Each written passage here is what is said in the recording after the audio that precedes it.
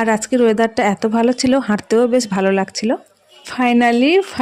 Finally আমরা চলে এলাম বড় মায়ের মন্দিরের সামনে।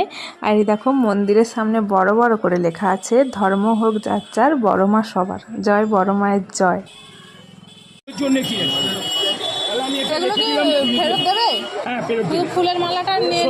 ফুলের মালাটা নিয়ে নেবে, মিষ্টিটা প্রসাদ করে দেবে, তুমি নাম করতে বলবে, ওখানে পুজোর জুতোটা খোলো তুমি।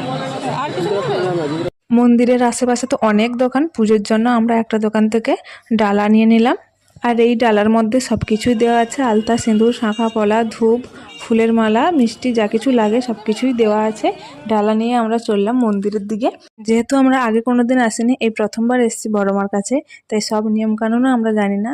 আমরা প্রথমে ভেবেছিলাম হয়তো এই মেন গেট দিয়ে ঢুকে আমরা পুজো দিতে পারবো, খুব তাড়াতাড়ি হয়ে যাবে। পরে কয়েকজন বললো যে লাইনে গিয়ে দাঁড়াও।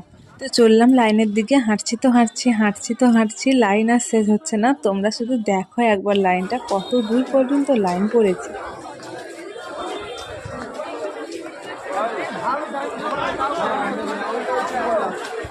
হেঁটেই চলেছি তখন থেকে, লাইনের যে শেষ কোথায় সেটা আর দেখতে পাচ্ছি না।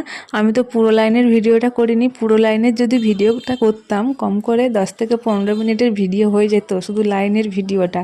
এত লাইন পড়েছে, এত ভিড়, এত মানুষ বড় মার কাছে এসছে, সত্যি দেখে তো আমি অবাক হয়ে গেছি। হেঁটে যাওয়ার সময় একজনের কাছ থেকে বড় মা লেখা যে ফোঁটাগুলো দেয় কপালে, বড় মা লেখা থাকে, ওই ফোঁটাগুলো নিলাম একজনের কাছ থেকে কপালে। অবশেষে দুজনে আমরা লাইনে দাঁড়িয়ে পড়েছি। আমরা সবার শেষে এসে লাইনে দাঁড়িয়েছি, আর আমাদের পেছনে দেখো কয়েক মিনিটের মধ্যে আরও কত লাইন পড়ে গেছে। আর এদিকে লাইনে